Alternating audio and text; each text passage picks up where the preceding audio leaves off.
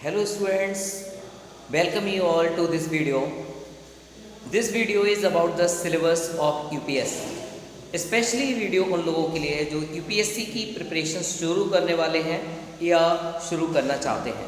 उन लोगों के लिए स्पेशली जो लोग यूपीएससी अपना एम अपना ड्रीम मानते हैं, उन लोगों के लिए बहुत ही इम्पोर्टेंट वीडियो है, क्योंकि किसी भी चीज़ की पढ़ाई शुरू करने से पहले उसका सिलेबस अच्छे से जान लेना चाहिए। और ये वीडियो एक यूपीएससी में जो सिलेबस है उसको लेकर है।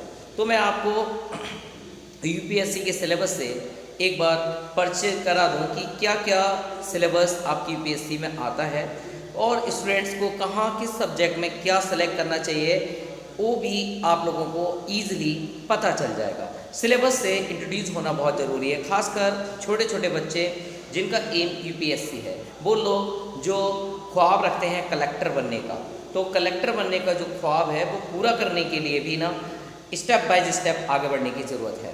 और मैं आपका फ्रेंड कौशल हेल्प करूंगा आपकी हर स्टेप पर, और कोशिश करूंगा कि इस यूपीएससी से कंसर्निंग अच्छे से अच्छे वीडियोस आपको ला कर रखूँ। तो आप लोग इस वीडियोस को देखने के बाद अगर अच्छी लगे तो लाइक कीजिएगा, सब्सक्राइब कीजिएगा, ताकि मैं आगे फ्यूचर में भी इससे भी अच्छी वीडियोस ला पाऊँ। क्योंकि आप लोगों का मोटिवेशन मिलेगा तो मैं ज़रूर कोशिश करूंगा कि यूपीएससी के जो एस्पिरेंट्स हैं स्पेशली उन लोगों के लिए मैं अच्छे से अच्छा कंटेंट लाने की कोशिश करूंगा, और उन लोगों के लिए जो अब प्रिपरेशन में नए हैं या शुरू करने वाले हैं, ठीक है, ऐसे लोगों के लिए। चलिए आगे बढ़ते हैं बिना डिले करे हुए कि इस वीडियो में यूपीएससी के द्वारा क्या क्या सिलेबस डिसाइड किया गया है। तो इस सिलेबस को लेकर है यहाँ हम पता करने वाले हैं कि क्या क्या यूपीएससी का सिलेबस है। ये देखिएगा, UPSC union public service commission इसी साइट से लिया हुआ सिलेबस है, यूपीएससी की साइट से। तो एक ट्रस्टवर्दी कंटेंट भी होना चाहिए, क्योंकि ये सिलेबस जो है वो किसी भी इंस्टीट्यूशन से लिया हुआ नहीं है, ये यूपीएससी की साइट से ही लिया हुआ सिलेबस है। तो ट्रस्टवर्दी कंटेंट है ये। तो बिना डिले करे हुए हम सिलेबस की तरफ आगे बढ़ेंगे कि क्या सिलेबस होता है। ओवरऑल आपको छोटी चीज़ें तो पता होना चाहिए कि सिलेबस से पहले इसके पेपर्स का क्या सिस्टम है। तो इसके लिए प्री एग्जामिनेशन होता है, जिसको हम बोलते हैं preliminary examinations. Second exam main exams होता है। अगर आप प्री क्वालिफाई कर जाते हैं तो उसके लिए आपको मेन में बैठना होता है, और मेन के बाद लास्ट होता है एक इंटरव्यू। अगर आप मेन को भी क्वालिफाई कर लेते हैं, मेरिट में आते हैं, तो आपको फिर इंटरव्यूज़ क्वालिफाई करने के बाद आपको कलेक्टर बनने का सपना पूरा हो जाता है। तो बिना डिले करे हुए सिलेबस को थोड़ा सा आगे बढ़ते हैं कि सिलेबस में क्या क्या चीज़ें हैं, जिसके लिए आपको थोड़ा सा ब्रीफ में समझना जरूरी है। चलिए देखिए सिलेबस, ये बहुत सारी चीज़ें इसमें दी हुई हैं कि सिलेबस के अलावा एलिजिबिलिटी क्राइटेरिया क्या है, एज लिमिट क्या होती है, सारा कुछ मेंशन किया गया है। बहरहाल अगर कोई एक स्टूडेंट है और अभी रिसेंटली छोटी क्लासों में है, तो वो ध्यान रखें कि ग्रेजुएशन करना बहुत ज़रूरी है, कि after graduation you can go for UPSC. Graduation is must, graduation होना ज़रूरी है जी। तो देखिए हम सिलेबस की तरफ बढ़ चुके हैं। ये सब अपेंडिक्स दिया हुआ है यहाँ पे पेपर्स के बारे में कि किस तरीके का पेपर होता है। This is about section second. यहाँ पर scheme and subjects for preliminary and main examinations. पहला पेपर कहलाता है examination shall compromise of 2 compulsory papers of 200 marks. Pre exam, pre exams में क्या क्या चीज़ें आती हैं और कहाँ कहाँ आपको उस पर फोकस किए जाने की ज़रूरत है, ये चीज़ें प्लीज़ आप फोकस कीजिएगा। This is about preliminary examination. और प्रिलिमिनरी एग्जामिनेशन जिसको प्री एग्जाम्स बोलते हैं, it is comprise of 2 compulsory papers. 2 paper होते हैं 200 के, ठीक है, पेपर 1 एंड पेपर 2। दोनों ही क्वेश्चन पेपर ऑप्शनल बेस्ड होते हैं, एमसीक्यू पैटर्न होता है दोनों ही क्वेश्चंस का। ये both the question paper will be objective. दोनों ही क्वेश्चन पेपर आपके ऑब्जेक्टिव टाइप होते हैं, चाहे आपका पेपर 1 हो और चाहे वो पेपर 2 हो। दोनों तरीके के पेपर आपके जो होंगे वो ऑप्शनल बेस्ड होंगे, पेपर 1 एंड पेपर 2।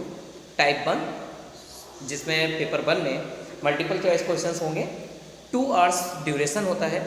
दूसरे वाले पेपर के लिए जो ड्यूरेशन होता है वो भी 2 आवर्स ही होता है, और will be a qualifying paper. ये क्वालिफाइंग पेपर है पेपर 2। कहने का मीनिंग, जब आपकी मेरिट बनेगी प्री की उसमें पेपर 2 के मार्क्स ऐड नहीं किए जाएंगे। ओनली इसमें क्वालिफाइंग मतलब 33% मार्क्स आपको अचीव करना जरूरी है। और पेपर 1 की मेरिट बनती है, जिसके बेसिस पर ये डिसाइड किया जाता है कि आप प्री से मेन में क्वालिफाइंग हैं या नहीं। मीन्स सबसे ज़्यादा मेहनत आपको पेपर 1 में करनी है, 2 में भी कम नहीं करनी है। 2 में एटलीस्ट आपको इतना करना चाहिए कि 33% मार्क्स आ जाएं। और साइंस बैकग्राउंड का बच्चा पेपर 2 में आसानी से मार्क्स ला सकता है, क्योंकि इसमें लॉजिकल रीजनिंग, ठीक है, data interpretation, mathematics, beside this communication, इस तरीके की चीज़ें आती हैं पेपर 2 में। तो ये प्री का था कि इसमें क्वेश्चन पेपर्स दोनों ही लैंग्वेज में आते हैं, हिंदी और इंग्लिश में। वो आप प्रीफर करेंगे, आपको हिंदी अच्छे से समझ में आती है या इंग्लिश अच्छे से समझ में आती है। सिलेबस की डिटेल की तरफ भी पढ़ेंगे। ये मेन एग्ज़ाम्स के बारे में है कि रिटन एग्ज़ाम्स जो होता है कितने पेपर से कंसिस्ट होता है। तो देखिए, मेन एग्ज़ाम्स में रिटन एग्ज़ाम्स होता है, सब्जेक्टिव पेपर है, ये ऑब्जेक्टिव नहीं है। मीन्स आपको क्वेश्चंस को डिटेल में लिखना होता है, ये सब्जेक्टिव पेपर है, एमसीक्यूज़ नहीं है। पेपर ए, पेपर बी, देखिए पेपर ए क्या कहता है? पेपर ए कहता है कि one of the Indian language to be selected by the candidate from the language included in 8th schedule. 8th schedule का मीनिंग द 22 लैंग्वेजेस, उन 22 language की बात की जा रही है जो 8th शेड्यूल कॉन्स्टिट्यूशन में वो शेड्यूल की गई लैंग्वेज हैं, उनके बारे में। उस लैंग्वेज में से आपको one of the Indian language select करना है, ठीक है। ये पेपर ए है, इसके लिए 300 मार्क्स का ये क्वेश्चन पेपर होता है। आगे बढ़ते हैं पेपर बी। पेपर बी देखिए, पेपर बी क्या कहता है? तो पेपर बी में आपका ये है पैटर्न, ये भी 300 मार्क्स का होता है। इसमें इंग्लिश ही होगी, नो अदर लैंग्वेज। लेकिन पहले वाले में आपके लिए ऑप्शन है कि 22 लैंग्वेज में से आप उसमें से सेलेक्ट करेंगे एज पर योर प्रेफरेंस। तो paper A and paper B की बात हो गई। Papers to be counted for merit, ये जो दो पेपर बता रहा हूँ मैं, पेपर ए पेपर बी, ये केवल क्वालिफाइंग है, ये मेरिट में नहीं जुड़ते, इसमें पास होना नेसेसरी होता है। जैसे आपको प्री में मैंने आप पेपर 2 बताया, तो पेपर 2 जो था प्री वाला वो क्वालिफाइंग था, मीन्स 33% मार्क्स लाने थे उसमें। पेपर 1 से उसका कोई लिंक नहीं, पेपर 1 में मेरिट बनती है। ऐसे ही मेन के अंदर पेपर जो ए है और पेपर बी है, ये दोनों पेपर जिसमें आप एक इंग्लिश पेपर बी और पेपर 1 में आपको चॉइस है कि 22 लैंग्वेज में से कोई भी आप सेलेक्ट करेंगे। इसके जो पेपर्स होंगे उस पेपर्स में आपको क्वालिफाइंग नंबर लाने हैं, मींस एटलीस्ट 33% आपके 1/3 मार्क्स होने चाहिए। अब उन पेपर्स की बात करते हैं जो मेरिट्स बनती है जिसके बेसिस पर, उसमें देखिए कौन कौन से पेपर्स होते हैं। तो हियर यू सी कि papers to be counted for merit, merit के लिए कौन कौन से पेपर्स होते हैं। पेपर 1, पेपर 1 ऐसे वाला पेपर होता है, इसको ऐसे बोलते हैं, ये पेपर 1 ऐसे पेपर है, ठीक है। और पेपर 2 जनरल स्टडीज़ का पेपर है। पेपर 1 में ऐसे आता है, 250 मार्क्स का पेपर होता है। सेकेंड आपका पेपर क्या है? सेकेंड पेपर जनरल स्टडीज़ 1 का है। जनरल स्टडीज़ 1 में क्या क्या आता है? जनरल स्टडीज़ 1 में Indian heritage, culture, history, geography of the world and society. Means आप सबसे पहले ऐसे, तो ऐसे में खासकर कुछ साइकोलॉजिकल एस्पेक्ट्स से जुड़ा हुआ कोई ऐसे, ठीक है, या फिर technological, there are so many aspects about the ऐसे, ऐसे आता है पेपर 1 में। और पेपर 2 में जनरल स्टडीज़ 1 मीन्स इसमें Indian heritage, culture, history and geography of the world and India too, मतलब सोसाइटी, ये वर्ल्ड के बारे में है, वर्ल्ड एंड सोसाइटीज के बारे में। एंड पेपर 3, पेपर 3 में जनरल स्टडीज़ सेकंड का पेपर होता है, इसको जनरल स्टडीज़ सेकंड बोलते हैं। सेकंड का मीनिंग क्या हुआ? सेकंड का सिंपल सा मीनिंग हुआ कि इसमें गवर्नेंस आएगा, कॉन्स्टिट्यूशन आएगा, पॉलिटी आएगी, सोशल जस्टिस आएगा और इंटरनेशनल रिलेशन जिसको IR बोलते हैं, ये पेपर 2 का, मीन्स जनरल स्टडीज़ 2 का है। इस तरीके से आपके कितने पेपर हो गए? 3। Paper 1, paper 2, paper 3। मेरिट वाले पेपर की बात कर रहा हूँ। मेरिट में पेपर 1 क्या होता है? पेपर 1 ऐसे होता है। पेपर 2 क्या होता है? जिसमें Indian culture, heritage, history, geography of the world and society आता है। पेपर 3 क्या होता है? जिसको GS2 बोलते हैं। इसके अंदर governance, constitution, polity, social justice और आईआर मतलब इंटरनेशनल रिलेशंस आता है। इसके बाद पेपर 4 की तरफ बढ़ते हैं। पेपर 4 जिसको जनरल स्टडीज GS3 कहा जाता है। पेपर 4 के अंदर साइंस बैकग्राउंड की कुछ चीज़ें भी आती हैं, जैसे कि technology, economic development, biodiversities, environment, security and disaster management, ये सब पेपर 4 में आता है। पेपर 4 में आता है, ठीक है, technology, economic development, biodiversity, environment, security and disaster management. Paper 5 में क्या आता है? पेपर 5 जिसको हम लोग जनरल स्टडीज़ 4 बोलते हैं, इस पेपर के अंदर क्या क्या चीज़ें हैं? इस पेपर के अंदर यू कैन नोटिस एथिक्स आता है। एथिक्स जो आपके लिए शायद नया सब्जेक्ट होगा। बाय द वे जो आर्ट साइड के स्टूडेंट्स हैं वो एथिक्स के बारे में अच्छे से जानते हैं, मीन्स ह्यूमैनिटीज़ वाले बच्चे। इंटीग्रिटी एंड एप्टीट्यूड, ये जनरल स्टडीज 4 का पार्ट है। एथिक्स, इंटीग्रिटी एंड एप्टीट्यूड, और ये कुछ बच्चों के लिए नया हो सकता है, साइंस बैकग्राउंड के बच्चों के लिए। बाय द वे जो ह्यूमैनिटीज़ से कंसर्न है वो इस सब्जेक्ट को अच्छे से जानते होंगे। ये आपका पेपर 5 है। और पेपर 5 के बाद पेपर 6 की तरफ बढ़े तो इसमें ऑप्शनल सब्जेक्ट होता है। ऑप्शनल सब्जेक्ट का मीनिंग समझिए कि आपके पास चॉइस होगी, काफ़ी सारी लिस्ट होगी, अभी मैं लिस्ट भी आपको दिखा दूंगा। उसमें आपको पेपर 1 ऑप्शनल सब्जेक्ट का पेपर 1 होता है और ऑप्शनल सब्जेक्ट का पेपर 2 होता है। कहने का मतलब आप जिस सब्जेक्ट को ऑप्शनल सब्जेक्ट मानते हो उसके 2 पेपर होते हैं। सपोज आपने पॉलिटिक्स को ऑप्शनल सब्जेक्ट माना तो उसके 2 पेपर होंगे, पेपर 1 और पेपर 2। इस तरीके से 2 पेपर तो ऑप्शनल वाले के हो गए। ये MCQ पेपर नहीं है, ये ऑप्शनल सब्जेक्ट है, ऑप्शनल पेपर नहीं है, मतलब ये चॉइस वाला सब्जेक्ट है। इस चीज़ पर थोड़ा फोकस कीजिएगा कि पेपर 6, पेपर 7 एक ऑप्शनल सब्जेक्ट है, ऑप्शनल क्वेश्चन नहीं है। मेंस पूरा ही सब्जेक्टिव होता है, MCQ नहीं, ये पूरा सब्जेक्टिव पेपर है। तो आपको ये समझना पड़ेगा टोटल कितने पेपर हो गए। टोटल पेपर जिससे मेरिट बनती है 7 होते हैं।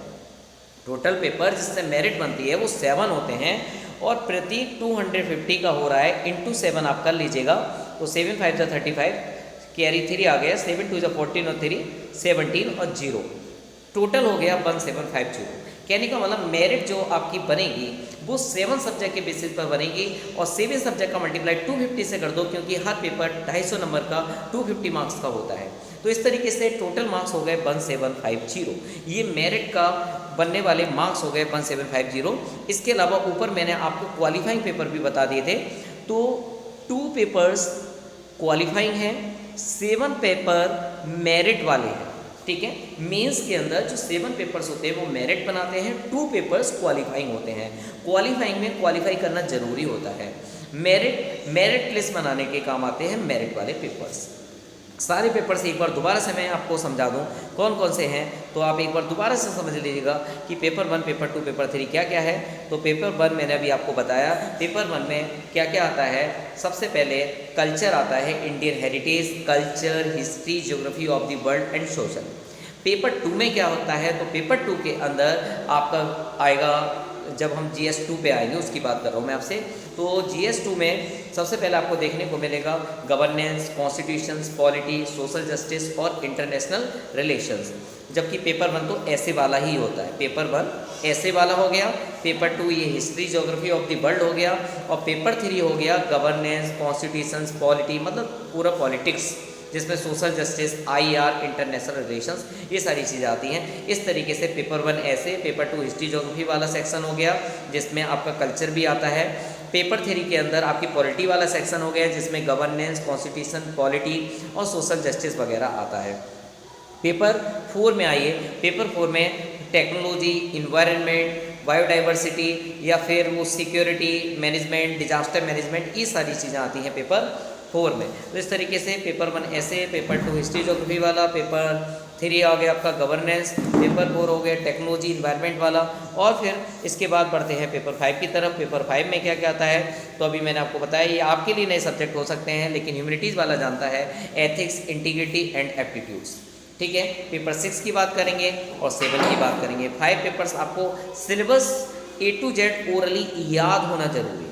अगर आप UPSC एस्पिरेंट हैं तो सिलेबस आपको बिल्कुल मेमोराइज होना चाहिए, कितने पेपर होते हैं, किस पेपर में क्या क्या आता है, क्या सिलेबस है, everything should be known to you by heart, आनी चाहिए, थॉरोली पता होना चाहिए पूरा सिलेबस क्या है। तो पेपर 5 तक बात हो गई। पेपर 6, 7 मैंने बता दिया ऑप्शनल है, आपको मैं सब्जेक्ट की लिस्ट दिखा दूंगा, उसके अकॉर्डिंग आपको देखना है कि उसमें से कौन सा सब्जेक्ट आपका फेवरेट है और कौन सा आप उसमें कर सकते हैं, उसमें से आपको सेलेक्ट करना होगा। उसके 2 पेपर होंगे, ठीक है। ये सब सिस्टम हो गया। यहाँ तक इस तरीके से पेपर्स होते हैं जो मैंने आपको बता दिया। फिर जो मैं आपको बता रहा था कि एक इंटरव्यू होता है, उसको पर्सनालिटी टेस्ट बोलते हैं। ये 275 मार्क्स का होता है, ठीक है। पर्सनालिटी टेस्ट जिसको बोलते हैं, ये 275 मार्क्स का होता है। एक तरीके का ये इंटरव्यू है। 275 मार्क्स को अगर आप 1750 से प्लस कर दें तो टोटल आपका मार्क्स हो गया 5, 7, 5, 12, 9, 1, 10 और 1, 1, 2, 2025। ये टोटल लिखा हुआ है 2025। इस तरीके से ये वो ग्रैंड टोटल है जहाँ से आपको एक कलेक्टर की कुर्सी तक पहुँचाया जाता है, ठीक है। इसमें से आप देखेंगे सारी चीज़ें। अब यहाँ पे जो 2 सब्जेक्ट की बात हो रही थी ऑप्शनल वाले, वो उसकी लिस्ट में आपको दिखा दूँ। देखिए ये तो 22 लैंग्वेज है जो मैं आपको बता रहा था। क्वालिफाइंग पेपर 1 जो होता है, क्वालिफाइंग में पेपर 1 और पेपर 2 बताया था, पेपर ए पेपर बी। तो पेपर ए में ये इतनी सारी लैंग्वेज हैं, ठीक है। सबसे इम्पोर्टेंट बात आपको बताने की जो है, अगर आप किसी इस तरीके की लैंग्वेज को नहीं जानते हैं तो हिंदी ज़रूर जानते होंगे। इस लिस्ट के अंदर हिंदी भी शामिल है, तो आप हिंदी को यहाँ पे अपने लैंग्वेज को सेलेक्ट कर सकते हैं if you want to prefer, लेकिन आपके पास पूरी चॉइस है, इसमें से आप किसी भी लैंग्वेज को सेलेक्ट करते हैं। ऐसे ही टाइप इसका जो पेपर 2 था बी वाला, उसमें तो इंग्लिश आना ही आना है, नो अदर ऑप्शंस। आगे बढ़ें तो देखिए ये लिस्ट है आपके पास मेन एग्जामिनेशंस में जो ऑप्शनल सब्जेक्ट होते हैं उसकी लिस्ट। इनमें से आपको एक सब्जेक्ट ढूंढना है जिसके 2 पेपर होना है। Agriculture, animal husbandry, anthropology, botany, chemistry, civil engineering, commerce, economics, electrical engineering, geography, geology. ये इस तरीके के आप यहाँ सब्जेक्ट देखें, history, law, management, mathematics, mechanical engineering, medical science, philosophy, physics, political science, IR इसमें जुड़ा होता है, psychology, public administration, sociology, statistics, zoology and literature. Literature भी इसमें आपको मिलती है, किसी भी लैंग्वेज की लिटरेचर ले सकते हैं, ये लिस्ट बनी हुई है। अगर आप लिटरेचर सब्जेक्ट सेलेक्ट करते हैं, खासकर वो बच्चा सेलेक्ट करता है जो लिटरेचर से बिलोंग करता है, तो उसके लिए लिस्ट है कि इसमें से किसी लिटरेचर को सेलेक्ट कर सकते हैं। बाय द वे इस लिटरेचर के अंदर 2 लिटरेचर आपकी शामिल है, अगर आप फेवरेट हैं उसमें से हिंदी और इंग्लिश में से, तो देखिए इसमें हिंदी लिटरेचर और इंग्लिश लिटरेचर का ऑप्शन भी आता है। अगर कोई भी बच्चा उस तरीके के सब्जेक्ट नहीं लेना चाहता है तो वह लिटरेचर भी सेलेक्ट कर सकता है। तो इसमें से आपको सब्जेक्ट सेलेक्ट करना है। और ये क्वेश्चन पेपर्स जो एग्जामिनेशंस होंगे विल बी कॉन्वेंशनल ऐसे टाइप होते हैं। ईच पेपर 3 आवर्स का ड्यूरेशन होता है हर पेपर का, और जितने भी पेपर होते हैं उसमें 3-3 घंटे का ड्यूरेशन होता है, ठीक है। तो ये पेपर ए पेपर बी आपको पता चल गया। इसके बाद 7 पेपर्स हो गए ओवरऑल, 7 का पूरा सिलेबस। इसमें लास्ट के 2 पेपर्स आपको मैंने बता दिए ऑप्शनल्स होते हैं, ठीक है। सिलेबस आपको मैंने इंक्लूडिंग इन शॉर्ट उसके साथ साथ बता दिया क्या क्या चीज़ें उसमें आती हैं, क्या क्या सब्जेक्ट्स होते हैं, वो आपको सारी चीज़ें पता चल गई। बिसाइड दिस और भी आपको डिटेल में अगर सिलेबस चाहिए तो देखिए मैं यहाँ पर आपको थोड़ा सा ब्रीफ करने की कोशिश करता हूँ। ये देखिएगा, ये मैं यहाँ पे आपको प्री का सिलेबस समझा रहा हूँ। ये पेपर 1 जो मैं बता रहा था जिससे मेरिट बनती है, उसमें क्या क्या सब्जेक्ट हैं। एक तो करंट अफेयर्स आता है, नेशनल इंटरनेशनल दोनों लेवल का, history of India and Indian national movements, इसमें वर्ल्ड हिस्ट्री नहीं है, इंडियन एंड वर्ल्ड ज्योग्राफी है, ज्योग्राफी वर्ल्ड की इसमें आती है, physical geography, social economic geography, ये सारी चीज़ें आती हैं। इसके अलावा इंडियन पॉलिटी आती है, गवर्नेंस आता है जिसमें टॉपिक होते हैं कॉन्स्टिट्यूशन, पॉलिटिकल सिस्टम, पंचायती राज, पब्लिक पॉलिसी और राइट इशूज़। इसके अलावा इकोनॉमिक और सोशल डेवलपमेंट की बात करें तो इसमें सस्टेनेबल डेवलपमेंट, पॉवर्टी, इंक्लूजन्स, डेमोग्राफीज़, जो एक तरीके से इकोनॉमिक्स के टॉपिक आपको लग रहे होंगे, डेमोग्राफीज़, सोशल सेक्टर्स, तो ये सारे जो हैं टॉपिक्स इसी से जुड़े हुए हैं। इसके अलावा जनरल इशूज आते हैं इन्वायरमेंट को लेकर, बायोडाइवर्सिटी, क्लाइमेट चेंज, इन सब से, और जनरल साइंस आती है। तो ये जितने भी ये सब यहाँ पे आप पेपर 1 में टॉपिक्स देख रहे हैं 1, 2, 3, 4, 5, 6, 7, ये सारे टॉपिक्स आपके प्री 1 के लिए हैं, प्री 1 के पेपर 1 के लिए, ठीक है। तो प्रिलिमिनरी एग्जाम्स का जो पेपर 1 होता है जिसको GS 1 बोला जाता है, उसमें ये सारे टॉपिक्स आते हैं। करंट अफेयर्स आता है नेशनल इंटरनेशनल लेवल का, हिस्ट्री आती है, इंडियन नेशनल मूवमेंट्स आते हैं, ज्योग्राफी वर्ल्ड की आती है, इंडिया की आती है जिसमें physical geography, social geography, economic geography, ये सारी चीज़ें आती हैं। पॉलिटिक्स और गवर्नेंस आता है और खासकर कुछ टॉपिक्स इसमें हैं जैसे कि कॉन्स्टिट्यूशन, पॉलिटिकल सिस्टम, ठीक है, पार्लियामेंट, पंचायती राज, ये सारे टॉपिक्स हैं। राइट वाले issues, fundamental rights, DPSP, directive principle of state policy, इस तरीके के आते हैं। और इकोनॉमिक्स और इन्वायरमेंट से जुड़े हुए टॉपिक्स आते हैं। इकोनॉमिक्स में सोशल डेवलपमेंट और इकोनॉमिक्स दोनों चीज़ें होती हैं जैसे sustainable development, poverty, inclusion, demographics, sector, social sectors, initiatives, ये सारी चीज़ें। और जनरल इशूज इन्वायरमेंट को लेकर, बायोडाइवर्सिटी को लेकर, क्लाइमेट चेंज को लेकर आते हैं। इसके अलावा जनरल साइंस आती है। जनरल साइंस ज़्यादा हाई लेवल की नहीं आती, स्पेशली 10th क्लास तक की आती है। और कभी कभी ज़्यादा स्टैंडर्ड तो एक आध क्वेश्चन आ गया आउट ऑफ मतलब आपका 11th 12th का, बहरहाल 10th लेवल की साइंस यहाँ तक आती है। और बिसाइड दिस पेपर 2 जिसको हमने बोला था कि क्वालिफाइंग पेपर, तो क्वालिफाइंग पेपर्स के टॉपिक देखिए आप यहाँ पे देखिएगा। क्वालिफाइंग पेपर्स में ज़्यादा टॉपिक नहीं है, खासकर साइंस बैकग्राउंड के बच्चे के लिए ये बहुत आसान टॉपिक है जिसमें कॉम्प्रीहेंशन होता है जिसको हम रीडिंग बोलते हैं, एक पैराग्राफ जिसको पढ़ना होता है, लॉन्ग टेक्स्ट को, क्वेश्चन का आंसर ढूंढना होता है। एक सेकंड है इंटरपर्सनल स्किल्स, इसमें कम्युनिकेशन आता है। इसके अलावा लॉजिकल रीजनिंग आती है, ठीक है, रीजनिंग के क्वेश्चंस होते हैं एनालिटिकल एबिलिटी के, डिसीजन मेकिंग से जुड़े हुए क्वेश्चन, जनरल मेंटल एबिलिटी, और इसके अलावा बेसिक न्यूमेरेसी, मतलब 10th लेवल की मैथ आती है। 10th लेवल में वो भी कुछ गिने चुने चैप्टर से, चार्ट्स, ग्राफ, टेबल्स, डेटा, ठीक है, इस तरीके के क्वेश्चंस आते हैं। मतलब 10th लेवल तक का ये पूरा आता है मैथ वगैरह यहाँ पे। और ऊपर वाले पेपर में साइंस भी लगभग 10th लेवल का ही आता है। मेन चीज़ यहाँ पे मेंटल एबिलिटी टेस्ट है, इसको लोग सीसेट भी बोलते हैं। सीसेट का मतलब होता है सिविल सर्विसेज एप्टीट्यूड टेस्ट। तो ये एक तरीके से क्या आप सिविल सर्विसेज के लिए कैपेबिलिटी रखते हैं, ये इस चीज़ का एक एप्टीट्यूड टेस्ट है। इसी वजह से इस पेपर को क्वालिफाइंग बनाया गया है।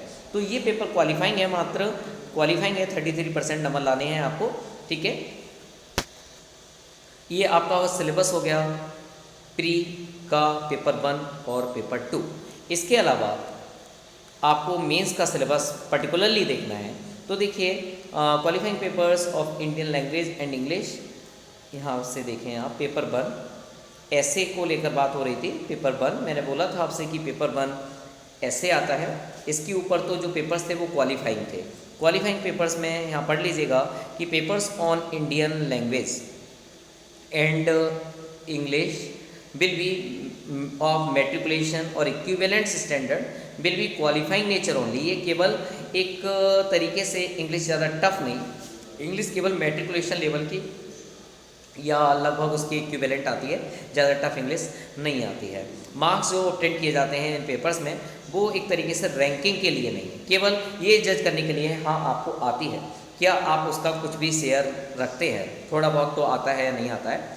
और दूसरी बात ये कि इंग्लिश के अलावा जो इंडियन लैंग्वेज आपने सेलेक्ट की है, रिस्पेक्टिव लैंग्वेज जो भी है, वहाँ पे क्या आप एक तरीके से उस चीज़ कम्युनिकेशन करने में एबल हैं, क्या ट्रांसलेशन, ट्रांसलेटिंग पावर्स, इस तरीके की चीज़ें हैं या नहीं है। तो यहाँ क्या क्या चीज़ें आपसे पूछी जा सकती हैं। तो देखिए इस तरीके का पेपर होता है जो आपका लैंग्वेज का पेपर होता है क्वालिफाइंग, जिसमें कॉम्प्रीहेंसन आता है, गिवन पैसेज होता है, कुछ प्रिसाइज राइटिंग स्किल्स होते हैं, ठीक है। इसके अलावा यूजेस एंड वोकेबुलरी का यूज, एंटोनिम, सिनोनिम वगैरह, वन वर्ड सब्स्टिट्यूशंस, ये शॉर्ट ऐसे आता है लैंग्वेज में। इसके अलावा ट्रांसलेशन फ्रॉम इंग्लिश टू वो लैंग्वेज जो आप सेलेक्ट कर रहे हैं उसके अकॉर्डिंग आता है, ठीक है। तो इस तरीके का पेपर होता है जो क्वालिफाइंग पेपर है मेंस का। बस मेन चीज़ आपको इसमें फोकस करना चाहिए कि कॉम्प्रीहेंशन और एक राइटिंग स्किल्स, वोकेब, ठीक है, और थोड़ा लिखने का शॉर्ट एसेज वगैरह आनी चाहिए। तो ये सब क्वालिफाइंग है। जरा हम मेन पेपर्स की तरफ आते हैं जिससे रैंकिंग बनती है या जिससे मेरिट बनती है। तो उसमें देखिएगा पेपर फर्स्ट ऐसे है, ऐसे को लेकर यहाँ देखिए खासकर ये किस तरीके का एसेज आता है। Government strives to have a workforce which reflects gender balance, women candidate are encourage to apply. ये इसलिए दिया हुआ है, कैंडिडेट्स को यहाँ पे ऐसे लिखना होता है किसी भी टॉपिक को लेकर, और टॉपिक को इस तरीके से दिया जाता है कि ऑडिशन ट्रेड में कोई टॉपिक चल रहा है, इस लेवल का टॉपिक दे दिया गया, तो इफ़ेक्टिवनेस कितनी है आपका एक्सप्रेशंस क्या है, आप क्या सोचते हो, आपका मेंटल एप्टीट्यूड सोचने का क्या है, क्या आपका पर्सपेक्टिव है, ये सब जानने के लिए ऐसे लिखने को दिया जाता है। तो ये ऐसे राइटिंग वाला होता है, ठीक है, पेपर 1। इसके अलावा ज़रा पेपर 2 पर आते हैं, तो उसमें कौन कौन से टॉपिक हैं। तो देखिए, मैंने आपको ऊपर बोल ही दिया था कि इसके अंदर कल्चर आता है और हिस्ट्री ज्योग्राफी आती है। तो उसमें ये चीज़ें हैं, इंडियन कल्चर, जिसमें आर्ट फॉर्म्स, लिटरेचर, आर्किटेक्चर, ये थोड़ा इनसाइड टॉपिक समझा रहा हूँ मैं आपको। मॉडर्न इंडियन हिस्ट्री में खासकर middle of the 18th century से प्रेजेंट तक का पूछ लेता है, कौन कौन सी इवेंट्स हुई, उसमें कुछ पर्सनालिटीज़ के बारे में, वहाँ से कुछ जुड़े हुए इशूज़ पूछ लिए। फ्रीडम स्ट्रगल्स, ठीक है, इसमें पूछ सकता है आपसे कौन कौन से स्ट्रगल्स हुए, कौन कौन से फ्रीडम स्ट्रगल्स हुए, मतलब ये इंडियन मूवमेंट से जुड़ा हुआ पार्ट है। Post independence, consolidation, reorganisation of country, post independence की बात पूछ सकता है, रीऑर्गेनाइजेशन कैसे हुआ कंट्री के अंदर, ये सारी बातें। 18th सेंचुरी की सारी इवेंट्स पूछ सकता है, या जो आपने कुछ वर्ल्ड हिस्ट्री में पढ़ा है, रेवोल्यूशंस वगैरह, इंडस्ट्रियल रेवोल्यूशंस, फ्रेंच रेवोल्यूशंस, ठीक है, नेशनल बाउंड्रीज़ को लेकर, कम्युनलिज्म क्या होता है, कैपिटलिज्म क्या होता है, सोशलिज्म क्या होता है, इस तरीके की चीज़ें वो सब वर्ल्ड हिस्ट्री से जुड़ी हुई हैं। और पेपर 2 में इसके अलावा सोशल डाइवर्सिटी पूछता है, ठीक है, इस तरीके के टॉपिक हैं। विमन और मेन का organization, populations, globalizations, empowerment, communalism, rationalism, secularism, ये टॉपिक्स इससे जुड़े हुए हैं। की डिस्ट्रीब्यूशंस, क्या क्या फैक्टर्स हैं, जो फिजिकल ज्योग्राफी के बारे में पूछ लेता है, ठीक है, कौन कौन से कॉन्टिनेंट से जुड़ी हुई कुछ डिटेल टर्स, और यहाँ पे कुछ ये भी सेक्टर जोड़ देता है ज्योग्राफी और इको को जोड़कर, कि location of primary, secondary, tertiary sectors की लोकेशंस, इंडस्ट्रीज़ की लोकेशन। तो ये ज्योग्राफी और इको के कुछ टॉपिक्स को जोड़कर इस तरीके के क्वेश्चंस आ जाते हैं। साउथ एशिया पूछ लिया, इंडियन सब कॉन्टिनेंट के बारे में पूछ लिया। और ज्योग्राफी में कुछ डिजास्टर मैनेजमेंट से जुड़े टॉपिक्स, जैसे कि डिजास्टर में सुनामी, वॉल्केनिक एक्टिविटीज, साइक्लोन्स का आना, फ्लड्स का आना, इस तरीके की इनकी लोकेशंस क्या है, कौन से बाढ़ आती है, कौन सा मतलब अर्थक्वेक आता है, क्या है, ये सारी चीज़ें पूछता है, ठीक है। ये सब पेपर 1 का है। और पेपर 2 का है, सॉरी, पेपर 3 में देखो गवर्नेंस के टॉपिक मैंने आपको बताए थे। ये गवर्नेंस के टॉपिक्स हैं, आपको दिख रहे होंगे यहाँ पे, जहाँ पे हिस्टोरिकल अंडर पिनिंग्स पूछता है, इंडियन कॉन्स्टिट्यूशन से जोड़कर अमेंडमेंट्स कौन कौन से हुए हैं, क्या सिग्निफिकेंट प्रोविजंस हैं, कॉन्स्टिट्यूशन का बेसिक स्ट्रक्चर क्या कहता है, कैसे कॉन्स्टिट्यूशन काम कर रहा है, फंक्शंस क्या हैं, रिस्पॉन्सिबिलिटी क्या हैं, यूनियन का क्या काम है, स्टेट का क्या काम है, यूटी क्या काम, कैसे काम करती हैं, फेडरल स्ट्रक्चर क्या होता है, पावर का डिवोल्यूशंस कैसे होता है, ये सारी चीज़ें हैं। पावर सेपरेशन क्या होता है, कैसे पावर शेयर होती है, ये मतलब टॉपिक्स जो हैं वो पेपर 3 में पूछे जाने वाले हैं, जो कॉन्स्टिट्यूशन से जुड़े हुए टॉपिक हैं, ठीक है। इंडिया का जो कॉन्स्टिट्यूशन है अदर कंट्री के कॉन्स्टिट्यूशन से कैसे डिफरेंट है, कंपैरिजन करिए। लेजिस्लेचर्स, पार्लियामेंट, उसकी पावर्स, एग्जीक्यूशंस, एग्जीक्यूटिव्स, जुडिशरी, ठीक है, और कुछ एक्ट वगैरह हैं उनके बारे में पूछता है। कौन सी जुडिशल बॉडी क्या होती हैं, जुडिशल बॉडीज़ क्या होती हैं, अपीलेट्स क्या होते हैं, इस तरीके की चीज़ें यहाँ से पूछी जाती हैं। मतलब इन डिटेल आपको पॉलिटिक्स, ये वाला जो टॉपिक है, इसमें पॉलिटिक्स और गवर्नेंस की एक अच्छी पकड़ होनी चाहिए, एक अच्छी रीच आपके पास होनी चाहिए। और नेक्स्ट पेपर, पेपर 4 होता है। पेपर 4 में आपसे बायोडाइवर्सिटी, इन्वायरमेंट, सिक्योरिटी और डिजास्टर मैनेजमेंट है, कि ग्रोथ, डेवलपमेंट, एम्प्लॉयमेंट, इससे जुड़े हुए प्लानिंग, इंक्लूजन्स, है ना, ये सारे इशूज़ पूछे जाते हैं पेपर 4 में। गवर्नमेंट का बजट वगैरह, crop patterns, irrigation systems, storage, transportation, marketing, agriculture, ये काफ़ी सारे इनसाइड टॉपिक्स हैं, मतलब सब्जेक्ट के अंदर के ये टॉपिक्स हैं। लैंड रिफॉर्म्स इंडिया में कब हुआ, कौन कौन से हो चुके हैं, लिबरलाइजेशन क्या है, इसका क्या फ़ायदा है, इंडस्ट्रियलाइजेशन से आने से क्या इफेक्ट पड़ता है, मतलब बहुत सारे टॉपिक को जोड़ देता है। इंफ्रास्ट्रक्चर, ठीक है, ट्रांसपोर्ट वाली चीज़ें जोड़ दी जाती हैं, इन्वेस्टमेंट मॉडल्स क्या हैं, ये सब इसी टॉपिक से जुड़ी हुई चीज़ें हैं। और पेपर 5 की बात करें तो एथिक्स इंटीग्रिटी में क्या आता है, शायद ये आपके लिए एक नया सब्जेक्ट हो सकता है। एक तरीके से देखूं तो यहाँ पर एक तरीके का ह्यूमन का एक्शंस देखा जाता है, कि एथिक्स और ह्यूमन इंटरफेस, अगर इस आपके लिए एथिक्स एक नया सब्जेक्ट लग रहा होगा, तो एक तरीके से एक कैंडिडेट की एटीट्यूड देखना चाहते हैं, उसका एटीट्यूड जज किया जाता है, उसकी अप्रोच देखी जाती है कि वह किसी भी टॉपिक को लेकर, इंटीग्रिटी को लेकर क्या सोचता है, ठीक है, प्रॉब्लम सॉल्विंग तरीका उसका क्या है, किस तरीके की अप्रोच रखता है, किसी भी कॉन्फ्लिक्ट के लिए डील करने का उसका तरीका क्या है। ये सारी चीज़ों को जज करने के लिए ह्यूमन वैल्यूज़ के जो लेसन्स होते हैं वो देखे जाते हैं। जैसे हम लोगों ने काफ़ी सारे फिलोसफर्स के बारे में पढ़ा होगा, तो वो एक तरीके की जो एथिक्स हम पढ़ते हैं वो एथिक्स वाली चीज़ें यहाँ पे पूछी जाती हैं कि क्या इसेंस इंसान के अंदर होना चाहिए। जैसे लॉजिक लोगों का अलग अलग सोचने का होता है, कुछ लॉजिकल तरीके से सोचते हैं, कुछ एक तरीके से अपने सेल्फ पर्सपेक्टिव से सोचते हैं, क्या चीज़ें एसेंशियल्स हैं, पब्लिक रिलेशनशिप कैसी होनी चाहिए, प्राइवेट रिलेशनशिप्स क्या होती है, ह्यूमन वैल्यूज़ क्या होती हैं, ठीक है, ये सारी चीज़ें इस एथिक्स के अंदर आती हैं, ठीक है। इसमें एटीट्यूड, एप्टीट्यूड, इमोशनल इंटेलिजेंस और आपका थिंकिंग पावर, क्या सोचते हैं, फिलॉसफी आपकी क्या है, इन चीज़ों को जज किया जाता है। और पेपर 6-7 में आपको ऑलरेडी बता चुका, इसमें आपको देखना पड़ेगा कि आप कौन से सब्जेक्ट को सेलेक्ट कर रहे हैं। बहरहाल वो व्यक्ति जो प्री की तैयारी कर रहा होता है उसके पास पॉलिटिक्स और आईआर, इंटरनेशनल रिलेशंस की एक अच्छी अगर पहचान हो जाती है तो इजी सब्जेक्ट तो खैर पॉलिटिक्स और आईआर ही पड़ता है, अगर एक अच्छी समझ है आप लोगों के लिए। बाय द वे हर व्यक्ति का सोचने का तरीका अलग होता है, लेकिन अकॉर्डिंग टू मी कि यहाँ पर पॉलिटिक्स और आईआर वाला जो पार्ट है वो ईजियर है, लेकिन कंपटीशन इसका टफ है क्योंकि मोस्टली लोग इसी को ही सेलेक्ट करते हैं क्योंकि उनका प्री की तैयारी करते करते लगभग ये पूरा हो चुका होता है, इस पर ज़्यादा उनको वर्कआउट नहीं करना पड़ता है। तो इसमें जो कंपटीशन लेवल होता है वो थोड़ा टफ रहता है, लेकिन हाँ ये ईजियर वन है जिसको लोग सेलेक्ट करते हैं पॉलिटिक्स प्लस आईआर। तो आज का ये सब सिलेबस को लेकर बनाया हुआ वीडियो था, आप लोगों को कैसा लगा आपने लाइक और सब्सक्राइब के माध्यम से मुझे बता दीजिएगा, सो दैट मैं आगे फ्यूचर में आपके लिए यूपीएससी से जुड़ी हुई एक अच्छी वीडियोज़ लाने की कोशिश करूँगा। Thank you so much, bye bye, tata, see you, meet you in the next video. Thank you so much for listening patiently.